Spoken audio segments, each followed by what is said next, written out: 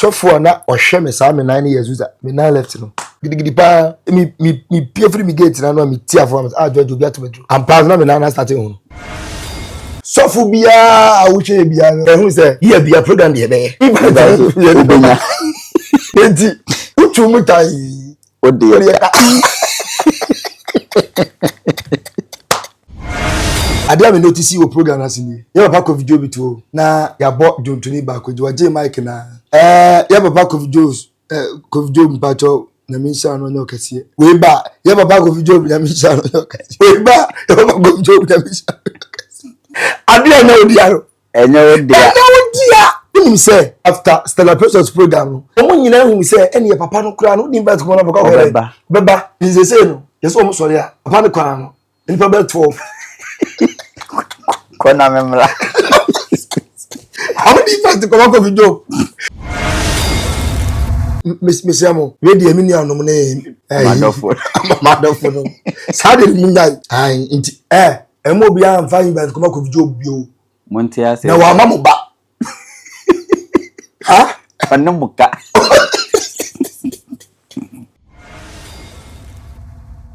I'm more by GH Connect TV, so me who watch it, unso match it. And I see 2026. When I'm sure that this is my first video. Me no go cool. I have a bon come. You see, I check.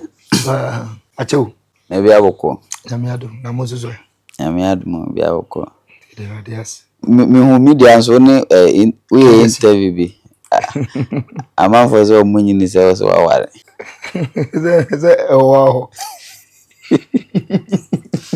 Omo who pictures, omo who videos, omo who flyer, omo who banner, omo who shit. Ade ba ko se ni party ase say obi aware enye na fufu asem. Aware ya busua mienu na atwahie na emom se ne ebe ya obekire ani sode akire oba no ana be ma na we wadamfo no. Ene bi abakwakoja no. And there are some things that enye bibia na we say obi ahu say any pass machine. Na the last time no make us me say se mo pese enipa nye secretive dia aden na mo dia aware pia bonten because aware ya dia emu duru na ne kwawa nti senke ye ka dia wosi bi sie pa ni kwa se enipa da sene bia do manu hu se enipa so mesi ne kwaye we nwade na wedding we en kakaka we en ketwa we en se ya nke aware ai but ukotoka sesia na ode ka na ekira ezihwe ye ni yanku ka so se ye ka machine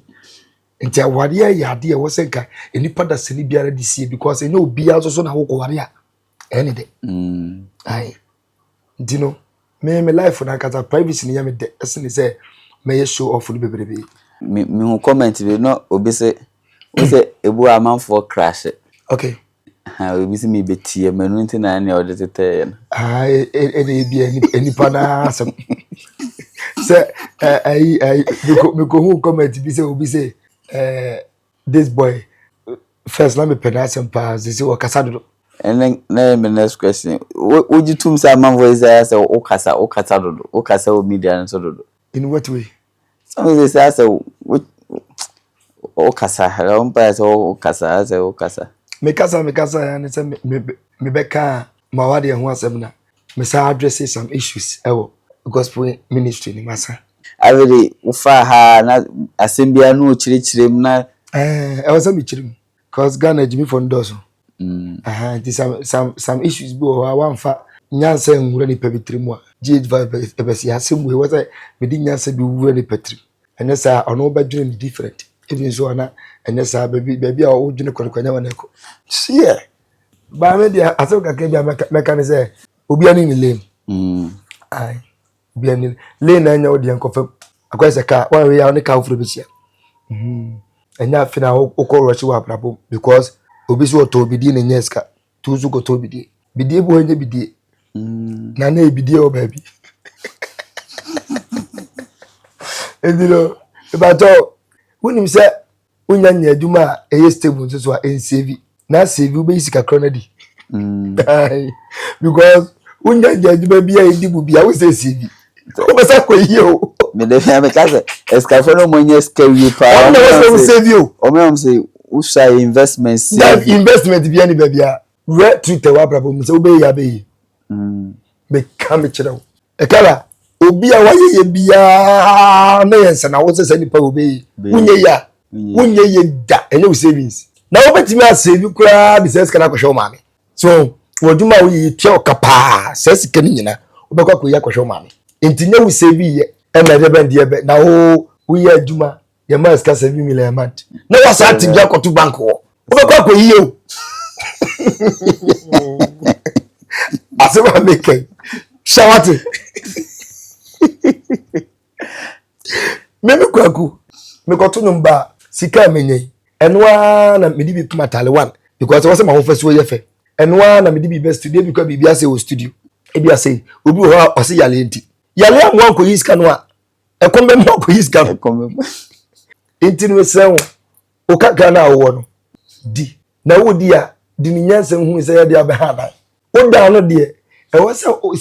o calculate no month bia se month no ye de 1000 cedis a ya te sa 1000 cedis no o pa fa kuma fi wura no nia no ana fa kuma fi wura no so I'm say I'm Tuffour bebre on so mo dan ya so no mo program na wonye wanya bada fomu na wo dia wo he dum to the whole data wo beso wonye program ah wajibi ah wajimba o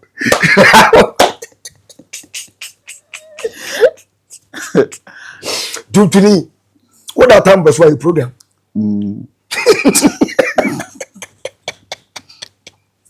because akosura that 12 times 15 times ye program ubenya sa program sa no ye nko high screen no ye high stage light background no kwa black that no what pedunto bi de go fa invite no come as for no am baba be show ni wenya na uni say programs na so for mungo David afno mu na de mu kwa mesi bebu so say kumasi programs no de makobia say ase munga feo impartation bia ni ho yakone yakoto ni asane abe yajiska ni abefi how na we kafra bia ni en ko na aka no obi a program da bia ni say e ka na ene kumasi program go odi right na bro no abetu ska go no so aka mi sin dia udu amatia wa ho ya program kwa because na management mi man ne ba metra camera munzu so ya sen ya uni kama phobia uni bo phobia so abo phobia am pass na bo etino that is so phobia awuche bia no kan hu say ye bia program de be iba ubenya enti uchu mutai ode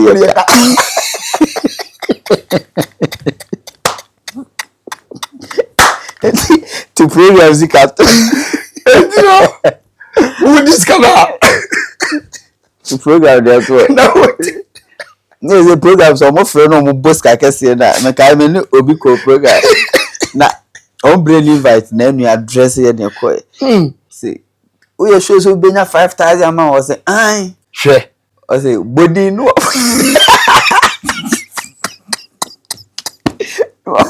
o body friend the most and yam you give it panic to so MC for say you me rough no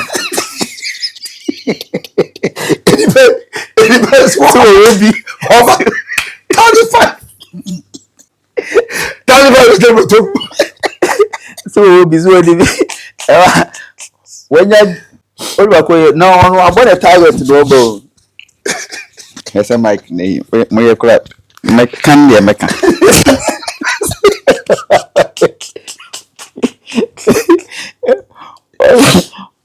uji so be ma 5000 oh obodi battery obo mini pani din no atena see empty fund the body and no mobile they say okay say mum I could be do a check Kofi akwaje skala 5000 pa na se ni pay na frankly speaking na sometimes no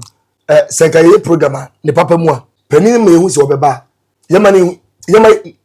ye na ho oden yes ni obetimi di aboa ansa na atodi me lunch say me busa papa e waja no obetimi di aboa so and or two dinner e ho na e study and because say no botom nya do programs no. Say Kumasi and for more ya day. Say more could be a more regulating one. E could be. Say yeah, this question that be ebu abe 5 nti invite no wo din kakra no so mo dey basa omo beto nyum no masa no ma kofi no magiska say nti no ma no say so for omo ma o ena yen sha de bi nso we ye papa kofi job enipa ni program o talk about Stella Precious okay good adia ni pe Reverend Kesi asem ni say Reverend Kesi you be we invest on the program o Reverend Kesi die je Kesi ye invest was Stella Precious everybody yakopo we invest akasa na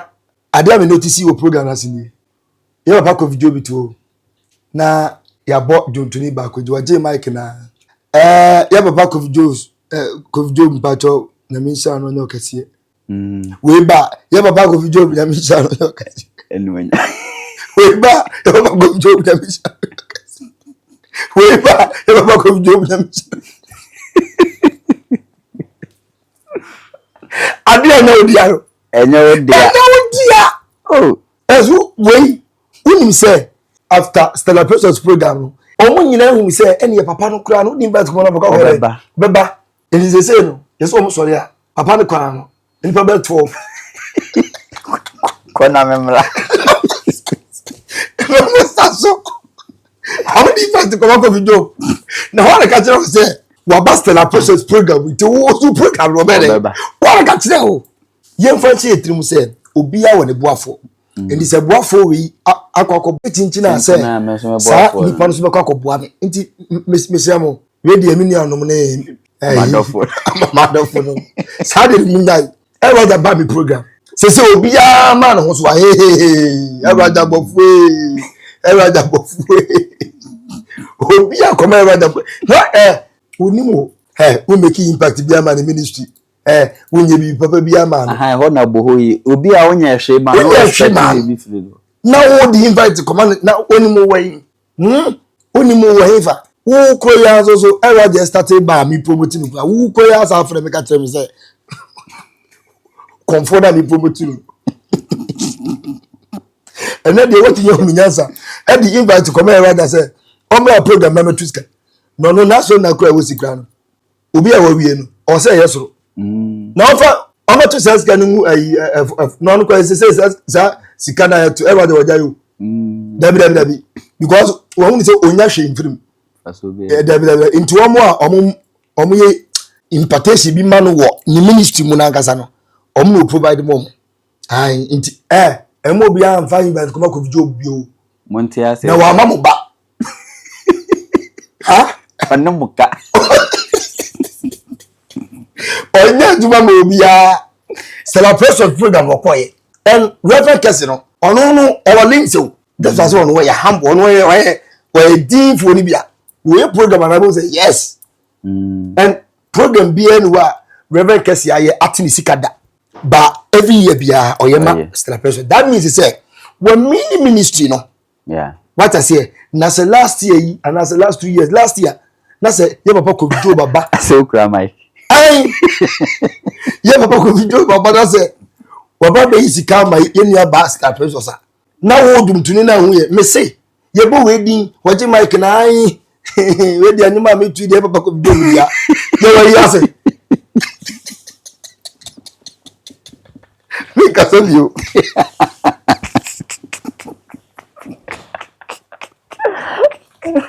it Kumasi for obi hwe mo bi a very right obi anu mo ka wo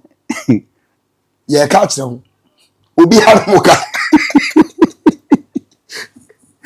ye ma meti mu koko amo solia amo so na mo ni invite them ha se mo ya one Sunday program be 8 ne ko so Kumasi na di ntim nipa ba ko benya invite ni nyina enti ehifa na sikalo kura no uche mahia wa me de me last asema I can say e wa say Kumasi ndufo no yetiku na me bisa we na yetem this year we be program ye nipa 20 e be year we ni nyina mo na mo ye program so na me chon na empanifo na ba be support na mo nyina mo ka se mo ye samu program na mo ye na mo bo ntonto mo omo ale Ya bramo kura. Are. I can't me. Who is that? Me programs so. WWE say annual program now. I know tell me this na press here example. What is about press slam? And press slam no. Omo no ene oh, yeah mama Josh Abwaji mo Lady Lucy mo omo mpanimfo bi omo from and omo kura no. Some mpanimfo no program na se kura omo ma ho. But omo sponsor program no. Enti ye papa Mr. Abwaji ne Sadia Sayo mo ni ade no. Omo sponsor so. Wo so ya oto ayi cooperative way and I do so na omo mo de busa kakaka ho ne bokra oje asore na no ka dey we program no matis kan bia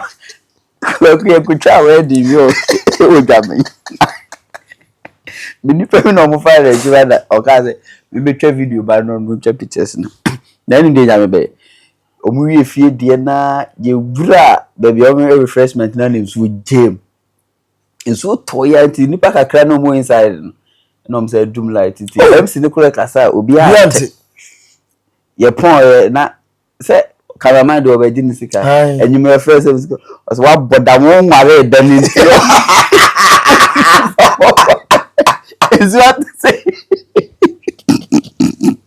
converse ka na carry kwaza se wa adara uye program adase uye wedding na wodi wedding to say ebi ayo ko bi afa meko after so there the guy say who this guy say e kwasi odina what's the be afa meko as menim say video bi am share na Koo Nhyira na tonum eno introduce you Acct Nation say ne ba na o matonum nyame honhom wo mo so ne those kind of things no na say ne amanfo react no first Koo Nhyira na enipa mpe na asem ana say o hwese ne omoye omo no ma na enipa empe ana say omoye ahomaso ye mpe Koo Nhyira asem Sasa we na make no I think say enra me call the life so me ka kire no ye mpe Koo Nhyira asem Ghana si nya bepe wa asem na ye ka se nyina ye mpe wa asem ma me ma example Kofi Kinata ni me odi bai enya nyu bia ba say ya ji watom but ye pe na asem nti obi abaso che say chale ya nyu ne eji but enya how ye sia ha ye ne sanity yeah. The moment I beka say oh Firë Kofi Kinata Firë why is opa the sound na boy no sound the same thing because man fa uchi me Firë come here wako kwasi ayi Kimpaluta ekodi di obi atemwo stage o ma bi odo ne nyum ne edika bae no ukọ conversation asia bi dunyame atase me ma this kind of example na ma atase say ye wa ha no bi di Koo Nhyira ko radio so yeah emebe ye asofo bibiri di Koo Nhyira temato fo amaba de ze but ya ye kan nyina so no obi aboni tuane to senyankopon mamu a mu amagire mu hu amu na mo ka Koo Nhyira asem ni nyina se na oba de na ko radio so na de ben nyina no adan nyankopon ebe pa ba ko ntoma no ade so onu maduro samamfo di bone enti meka no keja si interview bi mu say me pe condemnation e ka na me no na mo a se mu se onu mu nsa me fa ma no si mu nsa ho da because ebi am ya najo no me sori fatu kokrombo but when hunu ni ntino me ma heda de me de na be me hu krife say chale jai sanu na de ye ni ana nkofo bebrese de be na omo kotonto bidie na ma omo yeye ada na nkofo be pa omo ntoma no ene be se senye bidie wacha se enti boy no ye mpe na asem en Kofi ye guy eno ni me mitini pass ye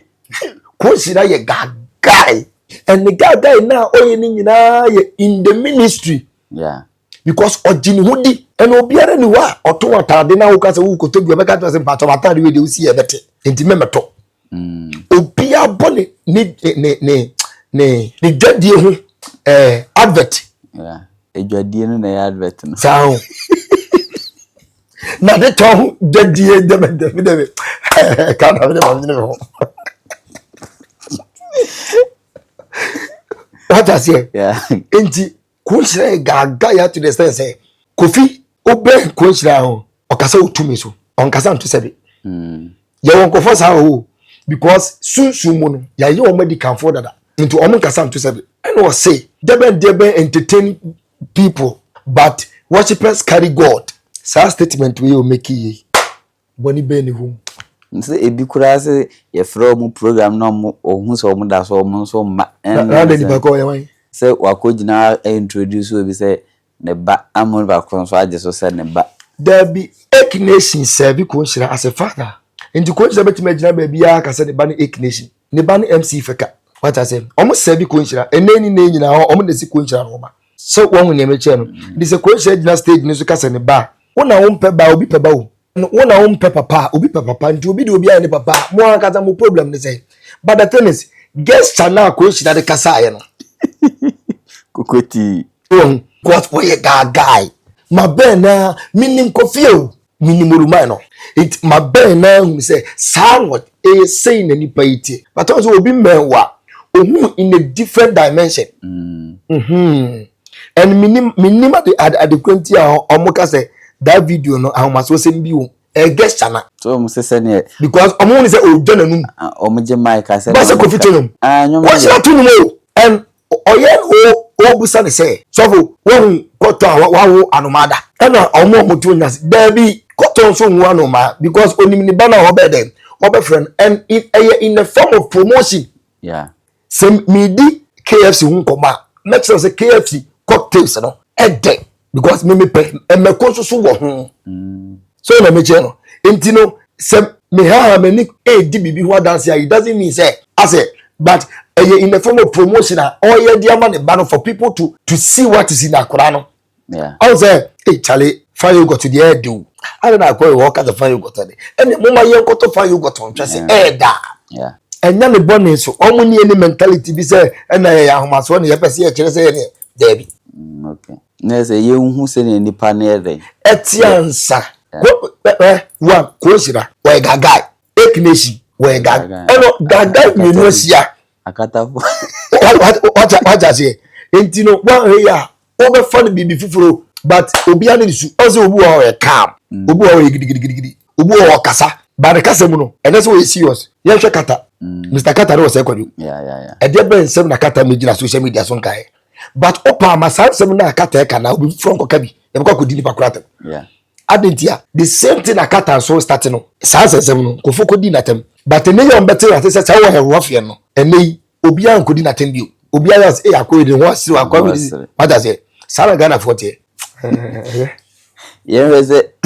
obi mpu obi asem otan ne saa ne man tu he ebi enipa mienu ko afa mienu na se obi pe ba ko animonyam se ya bɔ ne pa no wabegye saa ntokwa no ebi cause se eme ne Owusu Bempah de ya na aso akogina afa na ono ano no kura saa baburu we ne so in a way a obi ate a otipika se onya ade mo ano mo na asem na beka because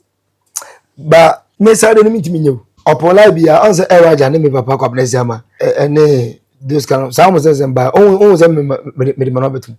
Debbie mi ntimi nye and apart from that no kan minim nie ntia Bempa yesa o tese kwa do say omunyim free physical and spiritual oni amatumi me say so Bempa mi am nipa no mi am dia no anaka obofo ai but the thing is ne moment ya say yen Debbie say assembly koswa yen nyina ba bia ye condemn afamuni mienu nyina but yen nyina ba bia because sematie we atie we kura na minim ni oka nokre the key word is minim nipa all kan nokre no and omu ye nu nko a nim se ne we kan aha we kan ye nokre aha so we su kan ye nokre but omu ye nu nyina be so obi abegya and me ma me amatumi no me ntimi nkogya me ma me amatumi achi se me kwa kokko ma ne because say me ma me no say what you say and any kwa say osofo Owusu Bempah eye bibi ti say ase and there are some words adidi atam Owusu ya frankly speaking ya nanta na ne so because wa ko gina fa obi on say okwa ko gina fa enti eye na bia da bia o se wo ba bonten a na ye punchlines na wo dey ba punchlines bi ti say and na no kwa wo ye say e de no kure ne de ya what I say but and the attempt na be mu no so because ye ntimi nkyere ne wo ka no kure se me maame amatumi na etwa ntro se ye maame se die o ye nim enti ne kwa se ye kokko gina ba bi se na we na ka no kure na we na ka no omo me no nanim se ne ye koso no entro bi wo ha amatumi ne sa maame no ko nanim se ne ye koso no entro bi wo ha so enti eni kwa se obi ko gina baabi even brother ko abeka bia no enko gina baabi because uko gina baabi a wa ebe tomre bi no ube mistake enti unu ne se entokoro na ekoso na person ka bia ne ekoso na woka so enye se we abeka we enti we dia ne no kore se we obi e no woka no kore wa se we mu omomie no nko ne nim se no kore na we kan na we su na kan kore no that's the best way yen conclude asem sa me di obi ma me atem sa enyo wa di atem de ano oh yeah me am ni pan no but me who yen frankly speaking like there be too me ya pa because before baba yeah because say bibi kura na bia me ma me interfere be kazati a okura so otie interfere side na so o meka Owusu Bempah kura asemu oh dabi time wa Owusu Bempah be reaction na me ma me interfere mo ni bi ya ka bofo ni owieja bofo na nya say amatumi bofo ni owieja amatumi bofo ni owia so omo se fa ko sunsun me kwa kwatem court ai court lawyer Kwaku power na de wo ka se upie obi to wadro industry ni sa ye be kana hoya ni mu a abeda dumtuni ehunu ni yonko dumtuni se boy kwade ne ho ye meshi se wonya ne hwe e kana ye wo sam level bu a unuru ya ho o kan kwata semba ali nyanko che du sesi kanina wakoto bufo tensi ya tonam 200 cedi no o se wudi na tem edru so abate enam 800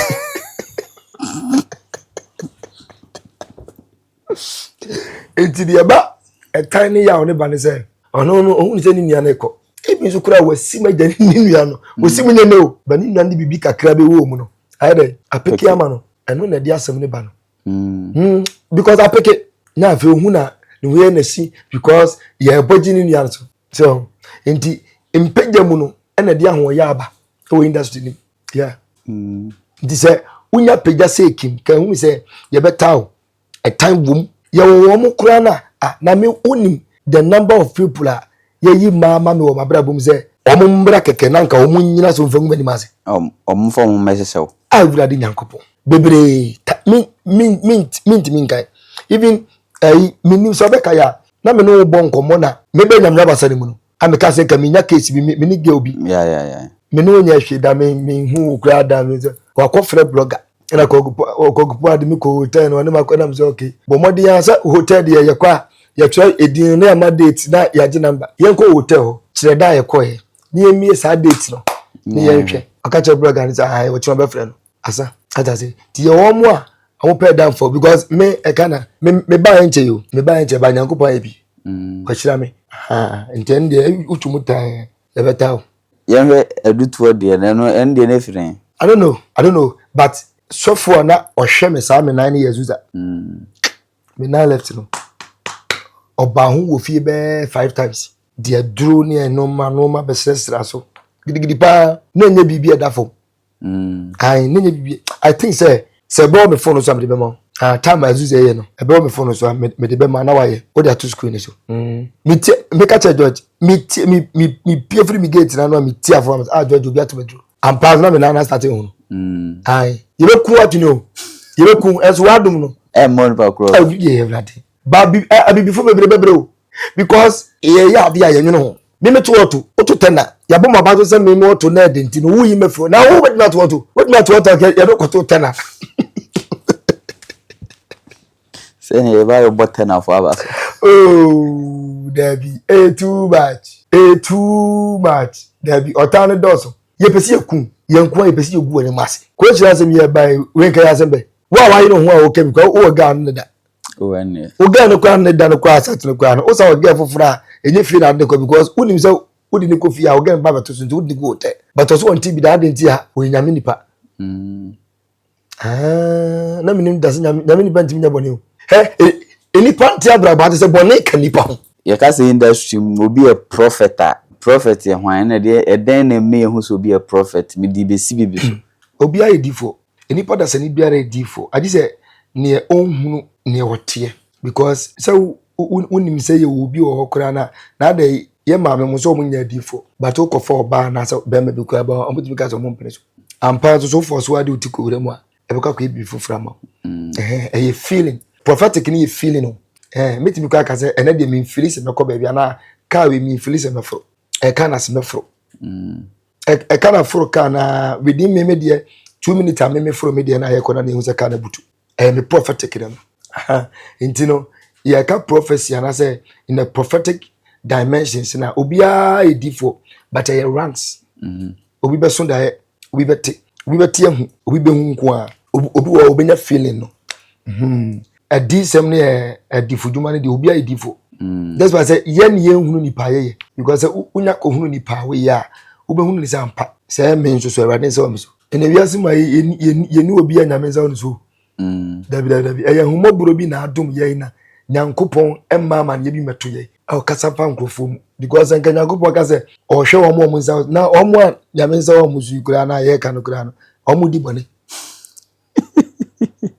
so enti humoburo bebre ye kana humoburo bebre na aso so because ye difo no ne ye nkrofo bi ye je o mo di kura no they are doing a lot under tinyankopon na hu say nipa ne bobo ana watimi hu bibi ka fa ho ba say nipa ntimi din sese ne bu say nyame nsa wo so ai eni nyame nsa ye nyame hu mobro de tie mbusa asa no they say media no koso a amanfo tu antofo mo abaifo se nyame ama enyo to achede adulem omba say antofo be ko na bi wo TikTok no mo jiska no mo hye nkom ebi so asoyen dem no mo hye amanfo nkom mo pa che say omunya isa na ye prophet na ye singers eno sa na say eba no okay on say ya fro say bra sorry beto nyumu a ya fro say beto nyum because me say me papa DNA anambwa eka those kind of way no because yes beto nyum na hunu environment na we gina so no because you diffo bi o unye difference no ai na yes ka na ya ka be say obia nyankopon timi kasa fa obia mu mama fo kwa mo kwa mo kasa maba fo mo kwa mo kasa na nya ne ono no connection with God na ebia nyankopon timi nda bibia de nja but e was say hunu that moment am wo mu ansa azana wa shenkom na ontimi meka say obi te life wo shenkom nti wadwa ono na so edifo na Ghana say ye ka say ye challenge edifo bebre say na edifo bia ni Ghana o abra nyankopon Ghana so bia do be so say we edifo na mo so be kanta ne say unye difo a say na wo so fu unye difo because answer you wade bo ha enye watale ebe ya me matale nti say nyefe baza ke be shewa o si efe di be bo ha say unye nu salimet na enna die ni kai no because o say wa ba so na say beto ni ma tunu ata say yen hwe die ne die no na yes I me hwe the other side because nyankopon timi kan safa obi am and there are some things that ubenwu awuntimi nhyɛ wo so e was okay but sometimes I gesture no I say how won besi afa so crack I say nkwasi ya homa so bi kukuti I say onu kwa na hu na bia obeka enne ya ne ma ne ye omasiu because even kwa o de ntwa de say oni pani gina ho kasa na pani na oni ne kasa no o kasa na I say umiemi afo so I say obeka say umuade ya homa so because of gesture no intana gesture de ka ho how ani pa ne beti kura aka ayon no maybe that time nze say oye nyuntuni ahwemu to nyom na eja difo dwuma to ana say wontimi nye oh dabi adona wontimi nye mi no ya papa ego professor eduntini what I say prophet ojaba mu nyina so mu ya 24 so prophet dude mu adaba mensa mu omunya ya 24 so ene ataba kese mu omunya ya 24 but in a prophetic way no I say Ghana engophobia ma ye the prophetic in any mutuchufo due to low IQ no so because o fitin ya no ye and for sure dream say o fitin ya na wo ye no unnim hunim die bia nti wa we ye bedum rebi no na wo na wodi nkwasasem no ukodi nkwasasem ma am ye dia be company for omo wo mu ache ehunu mu nyansa ennim hunim die nti about say prophetical say singing ministration or like bibia obetuma ni nyina bu me hwe video bi na ye nua ba ko o minister e Kumase okay and I say bo me Kumase for strings okay you Accra for strings ne Kumase for strings you Kumase strings oh ne tie ne say Kumase music itself Kumase all regions ni nyina music ni nyina Kumase say wo kwa Accra frankly speaking strings are nkofo bebo ama no na sebe enhyenkura and keyboard is bia ne how osi flow fa you obi one minor keys ni doso ese ne major obi a oye instrumentalist and as oye music bia otenya me kana say nti me Kumase ni amaba Accra de o bo man na mama hide because Kumase no we deal with local more than international nti no oka say omo Kumase strings man say onwu say strings in design at the moment one na strings in design and Koo Nhyira obi a ope strings are anokeka obi an ha me minister me strings anokeka because me ministration me peninya na froba and Koo Nhyira pe strings are anokeka ono on pe strings like on pe one part and no kwado ma no nti eno ne ye ne ono ne pe ena wa ba Kumase nti no wo hunu ha wa atmosphere ne sitie say wo bo say Kumase side ho no ma no de wo be sie fulafa yeah na ka keyboardist ni instrumentalist for say ona wo tonum okay Koo Nhyira de abebo mo ona wo tonum na say instrumentalist no on course na e wo pe na utimi sheki no o kasa o anama ne sign bi say oye nipa woni nenam a me keyboardist me tia no stage because me keyboardist so I have every right to command him what I said but nipa on hia oda ono mo da and o personality ne could be our home ministration be 3 bi na wo app no so onim ne ho pe o keyboardist nim ne ho pe me se me be starting na o start bie keyboard bebre ba mempe you obu on so a obenya no obegina stage na ko bie keyboard no bebre na wa start to no enti sa no o deal with nipa no se ebia ne obo no wompa obetima kwanenche administration dey say enya ebia because I feel na o be start kada say into wo kasa no ano me se me kasa na se keyboard is ne boni me mpa me kasa no ano me woni pono ni mu a me forosoro chale bia strange way des sana mame ana chale bie keyboard de kakra bie na ni nyina na me kasa se wacha say but eya na se actions because so ewo that side ho no a eya na nye you obi wo a we gaga dada wacha say mini acnation ana se acnation o you obi a uhuna utimi we gaga nti obu wa ne gaga no o de ko ba bia bi so okay ena me no me gaga nya ba bia na me de ko me gaga won ko fa me no mo nam so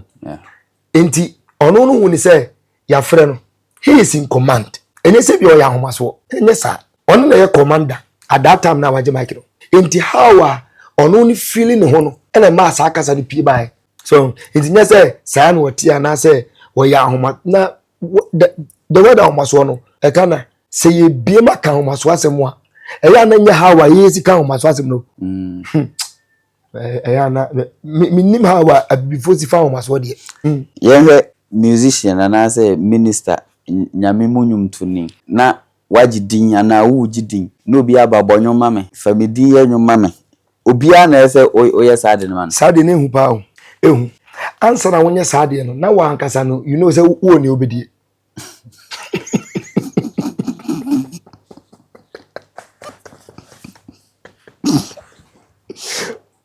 ansa na won start say wo ye nyuma masofu yi wo ye nyuma because unim say asofu na ankasa kra no omo ne omo ho ya aka ai so na nipa no a omo follow no o sofu bia on pe na asem enti nyame ancha de na sofu na o de aduma bre o se twere nyuma no okoye sofu na o followers be bre pe na asem a won so no on ba betaw yeah because wakwakoye nyuma ma sofu a on pe na asem and ade e wo bibini trim ni say se menimi nua ya aka na wo ba mi a me won so ne nko ya aka enti the moment ono no be wo say even kura no oni sofu ya on pe na asem ye fidi no na afi no wa started so air taw because oni ni on pe na asem ne ye be e free and the sad no we upcoming that's a unyanya baby nyinae ehun se me de me oni bedie di me de mo hwe me o ma hwe me o medidia enkoye nyuma obi na de me first nyuma me ma odi for complex ama we me dat me nyaae block nyina ben krofo bebre sa block me adintia on pesa asofo na sem to akoye nyuma yes and I won't pay what some wakoye nyuma ma no na se wako inherit obi town yes enti and also kwatwe time bebre di brand so enti se oye dumtuni na se wo ba na se wo hunu kwaya obesi afaso atoto no ma na yade a saa na beba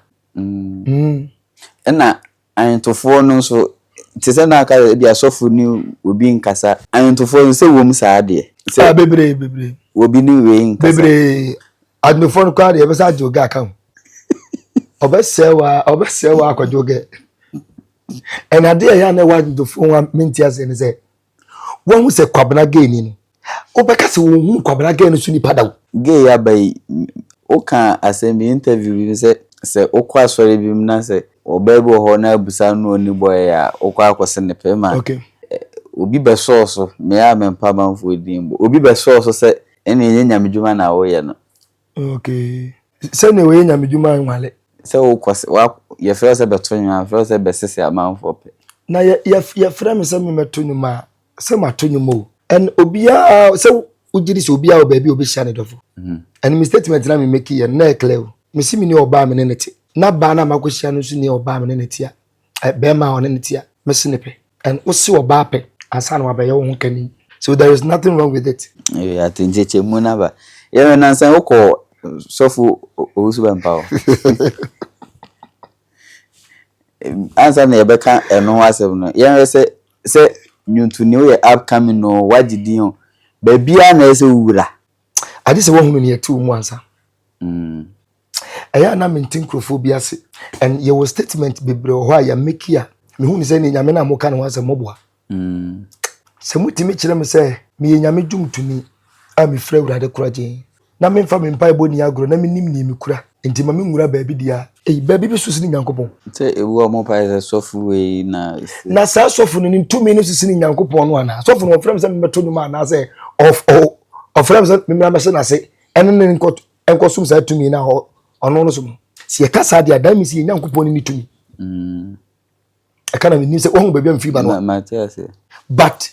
nienti a obetimi aka se emo obi nkowura baabi no se ode kofa spiritual dia na je se wo kra no nim nyame asom but e kofa physical dia because baabi wo wa ye beji watum onim na osini apoison wakum ti enya baabi a no wo se ututumrika ko ye osofu bu wo ha ofra wo nyina akra no aduma da wo so no ye ne fe waja se enti wo pese wo de sa ado ne be bless ne ma no which is oil no yes enya ne bonus so ene ye wa sofu obi nsusu wo ha omo property na ankasa no enya urade nyina so so what I say enti obi wa say ena juntuni we start for south of we property na okofo ye juntuni na kwasa sem sofu bia fa juntuni bia kwa ye hwe osunsun dabi ena sofu no de say sa juntuni na kwa dia that means say sa juntuni ni mo ha okay so e osunsun ntimi no sa ena sofu bia na be fro masa e kwa ko to musika ameko muze ufri papa obaye no uze yewo asofofo ni emu nchichemu ni ade se wakokọ baabi ho nso ho ya ho nso te say oluma ho wasa oluma ho ne de na se okọ prophet Owusu Bempah wakọ first heaven about se wura prophet Owusu Bempah so dem say ya wakọ first heaven about me kwa na minim nyame ka because that kind of grace you know anya common se prophet Owusu Bempah no obefra se bra like bra tu ho no second time ni na wasa to the mama prophet Owusu Bempah sa na ho to de awurade yakopo na o invite dumtuni o ono o invite dumfuo dabi say o invite dumtuni o na be hu ni say oh papa e pani nti e bia mama nto fa papa nkoto no but to me ehu do na nyankopon de ase ne mu no ono a ne kasa membra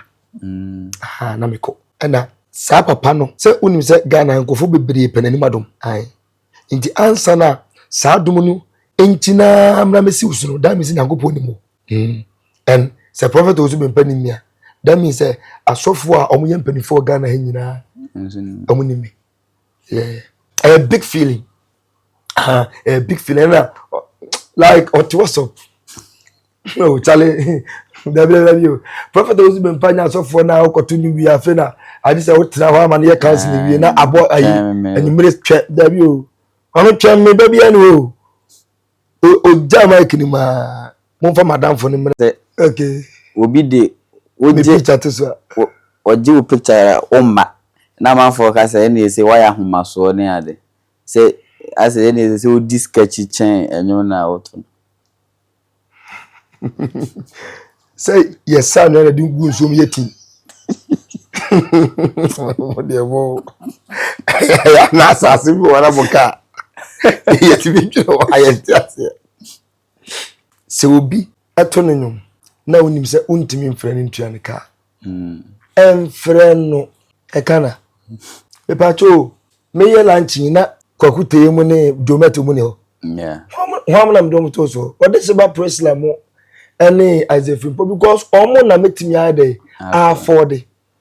ye papa or junior no ba program on charge nti me hunu ni say any metimi am papa or junior say as a film on the same thing or this about press la wanji miska wani meka pre me level no adenti na wontwa quote no according to your size and apart from that why no ye program a omo an ho obeye that means oh wa kasa kura no nim ne we what I say enti se wa frɛ nipa no a na de eno ti de me enei obi frɛ me ya na me de management o me no nya fo so kura kasa oni management kasa ene me na me kasa management so obeji say because ko kasa ye be kasa ze kwa do charge na man charge no edi nti Nyankopɔn ma medin se Nyankopɔn ti so kura da so hu se wa ma medin na wa frɛ program man charge kasa bibe wajim ba o wajimi Kwaku because baby na wo first na won charge ne mama woni munyam kese sei na obi afra wo program say Kwaku mpacho bejimi sei ozo papa mpacho meba beto ama yo benya bia enti me make statement bi say ye wo omo a omo fra wa men kasa because me ni mama wo ta wo ka omo ntimi fama prophet adum chebia prophet ojaba fire woja I hear mo prophet Owusu Bempah prophet uche prophet labiji mamu royal prophet mo minimum amount of ukobodi amuntimi fama nto mo frɛ wo a you know them and you know their standard in the gospel ministry no you know their standard so jamo mo kokoye aduma no ombe hwe kama no obi afa 5 million ma me ni instrumentalist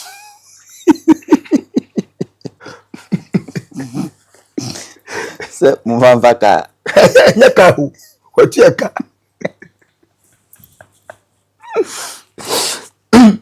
nti me meduma no me office no na sense of we counseling no ozi se wo be hunu a to 500 cedi to 1000 to 2000 na dey nti na dum tini a charge was of uja na uja say o ministry no o ti wo free ya pi maba ye aduma ba ti ameka simple ye charge me ho video bi na o ka say obi ye program na won na so yeah me call enso okoye ekoto nyum enso de odo to so no wanko e se we ni bre ne ho ase pa adentia on say sabio ye na otikoko so classmate sa ayensin ni agro bi na one ne classmate for the third no why ne betime hu ne ene na kodi sa agro no dabi because adentia se nipa ne betime kura na ohun ni se wate akonya so atase ade a den se wadamfo ebebu adoma ewo so ehunu ni se dabi minua die nyame apagya ne sene me enti no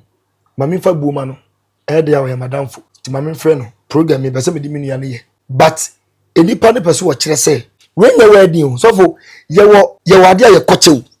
wedding ne ayi apart from wedding ne ayi me mame ba no kwa free program kwa me charge ai that's the fact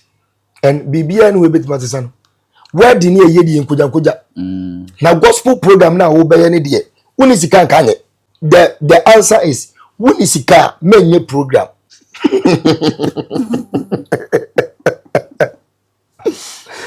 me pacho metie obi di ababe sim say kokoko program na date na wo force ho sa o say obi di obe kwache no because obua de o de ani die o da bi enu ti say me di kan sa asana me de ma no di eye otumfo de na me de ma no yeah because o di bua ma me hu say da bi enipa no wani mu sene me and offer me o sa boy no offer for program no me na ma fa me picture ma no and I say make sure the surprise na me ma question mo nyam and or tap posting me videos pa o tin posting me video na obi aka tell me say promote ho na ja ko go posti sa dum tuni na o ka che sa boy ni say o promote no sa dum tuni no kwa person obe me no so ma sa and o ma sa we no because ono no hu say sa nipa na bebe me dodo o polutu na adene na later no nipa na hu say ono so aba be ka me ho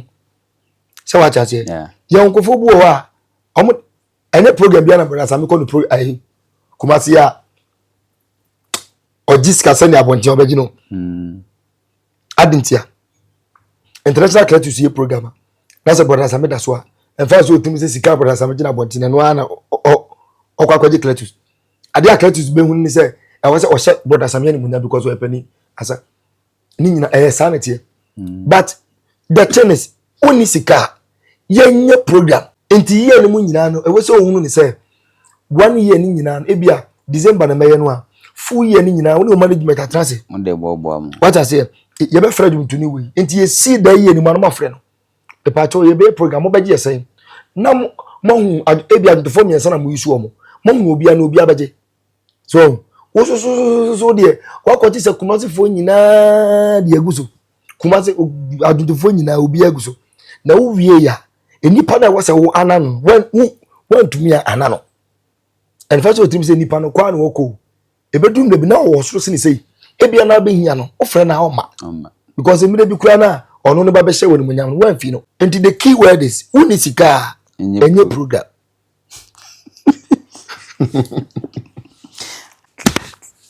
to say industry e dey na eko you know say you see 2026 why your first program no yeah na amount for can one say who boy man for Japan o don say come for no more tigo da bia me ka say ne ewo mu na e ka na ne ati mu so ti mu and eni kwa say uye ni papa but we say uye ne ati mu no asede man because ne ati mu no ono ne eja na obo wo no ono ne won konkon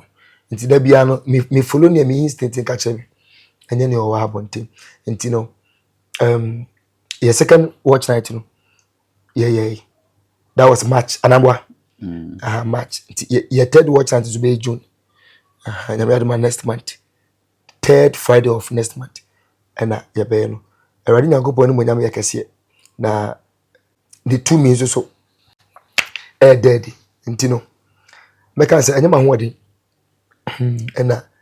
enemy nyansa because adumi kura me obi pe gwanya na ede na mimi kura sini we ne ede ma me that means nyankopon nenim ne ye no he ma ne ma tini ebe ka ni say ne ede ni saka no ma otimi jane na so timi nanti bio adamant as I watch obi nanti physical ko no timi nanti ne na ontimi ne passport ni ade a ene otu kon ya message ni ade nyina ho no so ni na ya grade adawro ma anya mi tumi nti ye pese hia anya mi aduma June June 3rd third week of third Friday of June and I say ending how ending into this year be 3 and be 2 pe this I watch night this I watch night March June I think say you move for as a 3 and 4 the December na me aduma your first anniversary yeah when June the location here June the no afa ne ye per location no yeah I was the more na nipa ne ba na omo talking about location no na ye dane yensa so the moment you be say compliment na feel location over na ye good no na ye stable that place wo afa na yes another location okay yeah and some we try to football bi a what be my nice oya wa football bi ani o ai me ntimi nti obi afo And apart from that, look at me too for found. Found. Go now, baby. Picture, I thought for picture was on them. Say, be an advantage for picture. Wow. Yamba. Yay. I Christopher.